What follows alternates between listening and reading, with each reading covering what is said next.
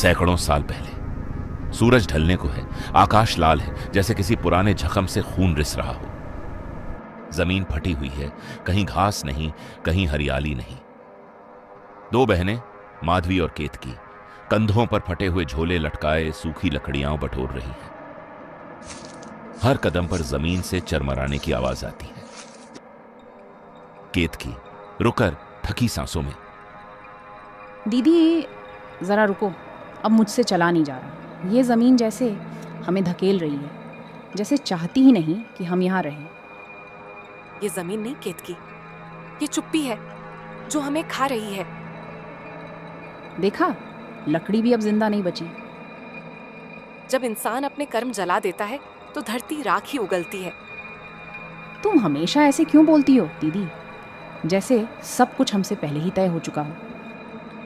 क्योंकि कुछ चीजें तय होती हैं और कुछ हमारे आने से पहले बिगाड़ दी जाती हैं।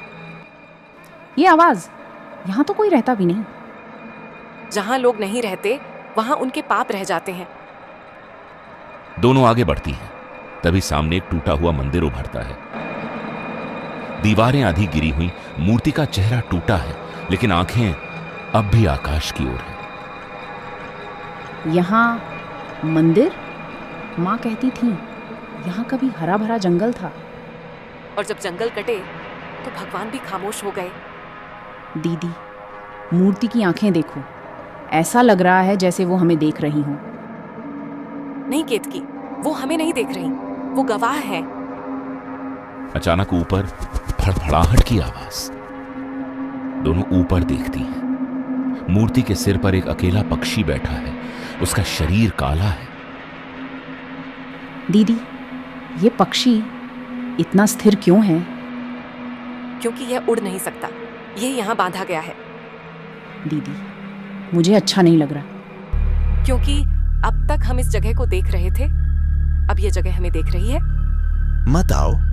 जो इस जगह पर आते हैं वे सिर्फ रास्ता नहीं पाते, वे सच सुनने के लिए मजबूर हो जाते हैं। दीदी, ये पक्षी बोल कैसे रहा है? क्या यह कोई जादू है? ये पक्षी नहीं है केतकी, ये एक भूली हुई आत्मा है, एक ऐसा इंसान जो मरने के बाद भी मुक्त नहीं हुआ। आत्मा? हाँ, अब यही मेरा नाम है। पर कभी मैं भी एक इंसान था। मैं राजा का सलाहकार था। राज्य की हर नीति मेरे शब्दों से जन्म लेती थी। लोग मुझे बुद्धिमान कहते थे, पर मैंने अपनी बुद्धि को झूठ में बदल दिया। आपने ऐसा कौन सा झूठ बोला जिसकी सजा आज तक मिल रही है? मैंने निर्दोष को दोषी ठहराया और दोषी को राजा के सामने देवता बना दिया। एक आदमी का जीवन मेरे एक झूठ की भेंट चढ़ गया। और समय ने आपको सजा दी? हाँ, समय ने मेरी जबान छीन ली, मेरा शरीर छीना और मुझे इस रूप में बांध दिया ताकि मैं हर दिन अपने अपराध को याद करूं। तो फिर आप हमें यहाँ क्यों रोक रहे हैं? हम तो सिर्फ लकड़ियां लेने आए हैं। सिर्फ लकड़ियां? नहीं बच्ची, तुम दोनों यहाँ संयोग से नहीं आई हो। तुम दोनों को उस कर्ज को चुकाना है जो तुम्हारे जन्म से बहुत पहले लिया गया था। कर्ज? हमने तो कुछ लिया ही नहीं। इंसान हमेशा अपने ही कर्म नहीं चुकाता, कभी कभी वह अपने पूर्वजों के पाप भी ढोता है। अगर कोई अपराध हुआ था तो उसकी सजा हमें क्यों? क्योंकि कर्म समय से बंधे होते हैं और समय निर्दयी होता है। तुम्हारी नसों में एक अधूरा हिसाब बह रहा है। तो हमारे साथ क्या होने वाला है? एक को जीवन और मृत्यु के बीच खड़ा होना होगा और दूसरी को उस इंसान का साथ देना होगा जिसे दुनिया मर चुका समझती है। दीदी, मुझे डर लग रहा है। डर से भागोगी तो यही डर तुम्हारा पीछा करेगा। आज से तुम्हारा रास्ता बदल चुका है और पीछे लौटने का रास्ता बंद हो चुका है। अगर कोई अपराध हुआ है तो साफ साफ बताओ, हमने क्या किया है? तुमने कुछ नहीं किया, पर तुम्हारा खून एक अधूरी कहानी ढो रहा है। पहेलियों में मत बोलो, सीधे बताओ, हम पर यह सब क्यों टूट रहा है? 100 साल पहले जब यह धरती हरी थी, जब इस मंदिर की घंटियां रोज बजती थीं, तुम्हारे पिता नहीं, तुम्हारे रक्त का एक पूर्वज एक आदमी को मरा समझ बैठा। मरा समझ बैठा या मरने के लिए छोड़ दिया? उस आदमी की सांस चल रही थी, पर उसे बोझ समझ लिया गया। उसकी जमीन, उसका घर, उसका नाम सब छीन लिया गया। तो एक गलत फहमी की सजा हम क्यों भुगत रहे हैं? क्योंकि वह गलतफहमी नहीं थी, वह लालच था। अगर हमारे पूर्वज दोषी थे तो उनका दंड उन्हें मिलना चाहिए था। हम क्यों? इंसान यही सोचकर गुनाह करता है कि समय सब ढक देगा, पर समय मिटाता नहीं, वह जमा करता है। तो क्या हम पैदा ही सजा भुगतने के लिए हुए थे? नहीं, तुम पैदा हुई हो हिसाब पूरा करने के लिए। और अगर हम इनकार कर दें? तो यह सूखी धरती और सूख जाएगी, और यह कर्ज किसी और के खून में बहने लगेगा। कर्म तो मर जाना चाहिए थे। 100 साल हो गए। कर्म कभी नहीं मरते बच्ची, वे दफन हो जाते हैं, और जब समय आता है तो अगली पीढ़ी में सांस लेकर लौटते हैं। तो बताओ, हमें क्या करना होगा? अब तुम्हारा रास्ता तुम नहीं चुनोगी, रास्ता तुम्हें चुनेगा। इस धरती का कर्ज 2 सांसों से उतरेगा।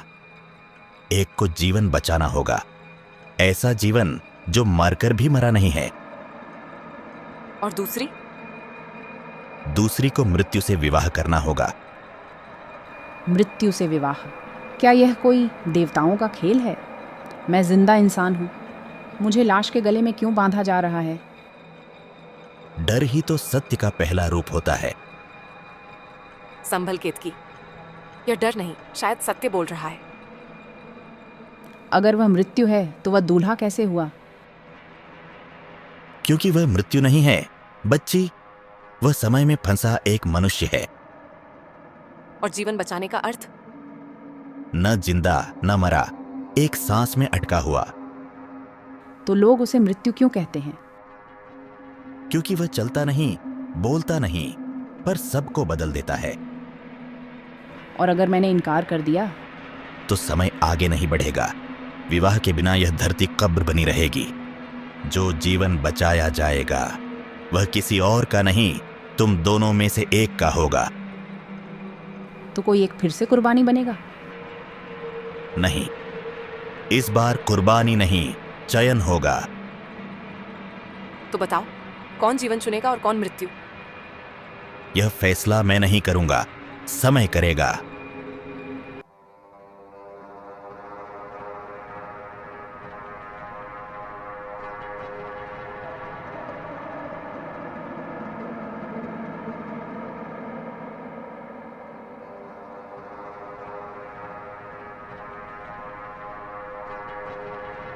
डरो मत। अगर डराता तो अब तक खून बह चुका होता। दीदी ये बोल रहा है। हाँ, और जब कोई जानवर बोलता है तो वह जानवर नहीं रहता। अच्छा कहा, मैं खाता नहीं, मैं ले जाता हूं। कहाँ ले जाता है तू लोगों को? वहीं जहां से लौटकर कोई पहले जैसा नहीं रहता। तुम मुझे लेने आए हो? नहीं, तुम्हें ले जाना मेरे बस में नहीं। मैं तुम्हें उस जगह ले जाऊंगा जहां सच्चाई कैद है। सच्चाई तो खुली होनी चाहिए, कैद क्यों? क्योंकि सच्चाई अगर आजाद हो जाए तो इतिहास अपनी ही कब्र खोद ले। वह जगह क्या मौत की है? न मौत की न जीवन की, वह जगह है जहां अधूरे फैसले अब भी सांस लेते हैं।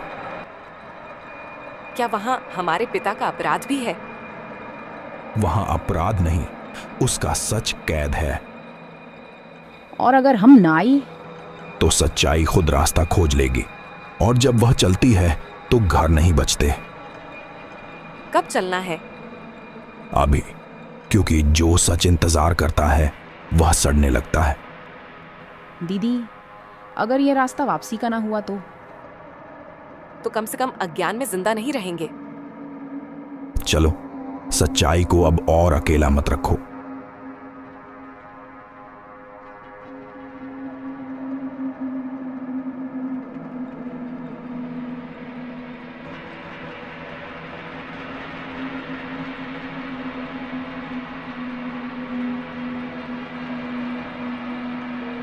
सब कहते हैं तुम मृत हो, तुम्हारा नाम लेकर लोग डर जाते हैं, लेकिन तुम्हारी छाती तो चल रही है। अगर तुम मरे हो तो ये सांस किसकी है? मैं मरा नहीं, मुझे भुला दिया गया है। भुला दिया गया है? हाँ, जब कोई याद नहीं करता तो शरीर पहले जमता है, फिर समय। कितने साल हो गए तुम यहाँ ऐसे? साल गिनना मैं बहुत पहले भूल गया। यहाँ दिन नहीं आते, सिर्फ इंतजार रहता है। किसका इंतजार? उसका जो मुझे नाम से पुकारे। नाम? हाँ, जब नाम चला गया तो मैं आदमी नहीं रहा, बस बोझ रह गया। लोग कहते हैं तुम मृत्यु हो। मृत्यु को याद रखा जाता है, मुझे तो इतिहास से भी मिटा दिया गया। क्या तुम वही हो जिससे विवाह की बात कही गई थी? विवाह तब होता है जब दो लोग जिंदा हों। मेरे साथ तो सिर्फ बंधन होगा। अगर मैं तुम्हें याद करूं, अगर मैं तुम्हारा नाम जान लूं, तो क्या तुम लौट आओगे? तब यह हवेली मुझे छोड़ देगी और मैं? तब तुम मेरे समय में बंध जाओगी। तो यही विवाह है? नहीं, ये स्मृति की शपथ है। तो मुझे तुम्हें याद रखना होगा, भले ही खुद को भूल जाऊं। हाँ, क्योंकि कोई एक अगर याद रखे तो पत्थर भी सांस लेना सीख जाता है। केतकी रोज आती है, कभी दिया लेकर, कभी पानी, कभी सिर्फ अपनी आवाज।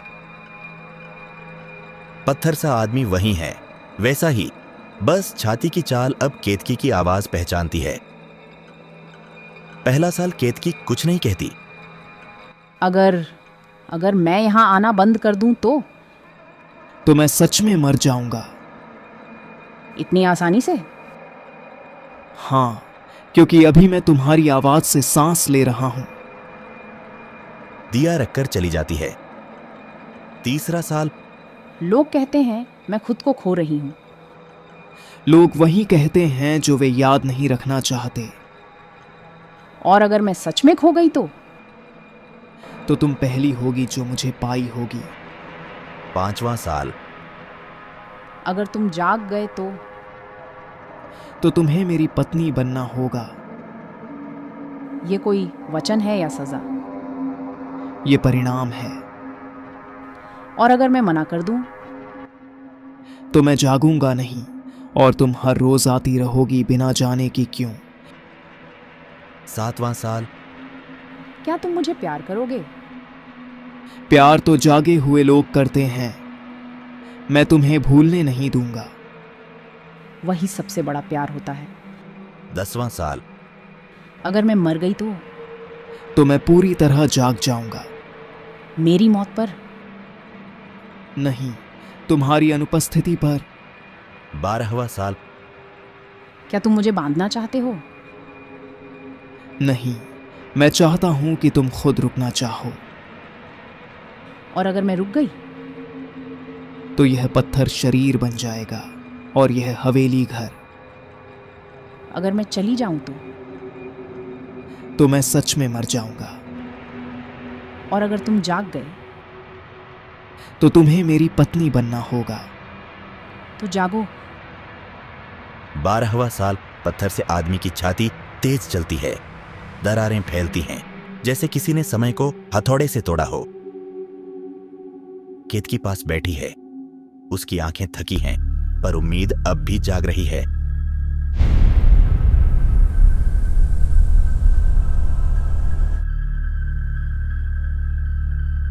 इतने साल। तुम सच में जाग गए? हाँ, और जागना दर्द से शुरू होता है। मैं वही आदमी हूं जिसे तुम्हारे पिता ने मरा समझ लिया था। तो ये सब भेड़िया, पक्षी, मेरा यहाँ रहना नसीब नहीं, हिसाब था। लेकिन मैंने क्या लिया था तुमसे? मैंने क्या छीना? तुमने कुछ नहीं छीना, तुमने दिया। मैंने? स्मृति, आवाज और वो समय जो मुझे कभी नहीं मिलना था। तो क्या मैं बस एक सजा का हिस्सा थी? नहीं, तुम आखिरी गवाह थी। गवाह या दुल्हन? जब मैं पत्थर था तब मैंने तुमसे एक शर्त ली थी कि जागे तो मुझे पत्नी बनना होगा। वह शर्त मृत आदमी की थी। अब मैं जिंदा हूं और जिंदा आदमी बंधन नहीं मांगता, विकल्प देता है। अगर मैं चली जाऊं? तो हिसाब पूरा रहेगा, लेकिन मैं अकेला रह जाऊंगा और अगर रुक गई? तो यह कहानी सजा से संबंध बन जाएगी। तो अंत में यह सब किसके लिए था? ताकि जो मरा नहीं था उसे मरा न माना जाए, और जो दोषी नहीं थी उसे दोष से आजाद किया जाए। तो हिसाब अब मेरा है। माधवी भीतर आती है। उसके कदम जमीन को छूते नहीं, जैसे वह समय से फिसलती हुई चल रही हो। दी मत डर केतकी, मैं लौटने नहीं आई हूं, विदा लेने आई हूं। तुम सच में यहां नहीं हो? यहां होना और यहां रहना दो अलग बातें हैं। कर्ज चुक गया, पर कीमत एक को चुकानी होगी। नहीं, अब और कोई कीमत नहीं। 12 साल मैंने दिए हैं। तुमने समय दिया बहन, मैं पहचान दूंगी। ये क्या कह रही हो? तुम क्या करने आई हो? जिस दिन पिता ने उस आदमी को मरा मान लिया था, उसी दिन मेरा नाम समय के खाते में चढ़ गया था।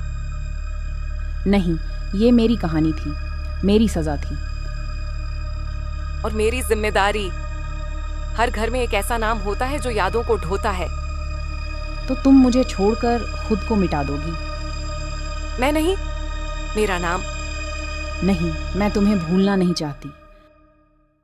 तुम भूलोगी नहीं, बस पुकार नहीं पाओगी। अब जब कोई पूछेगा किसने कर्ज चुकाया, तो जवाब होगा किसी ने नहीं, समय ने खुद ले लिया।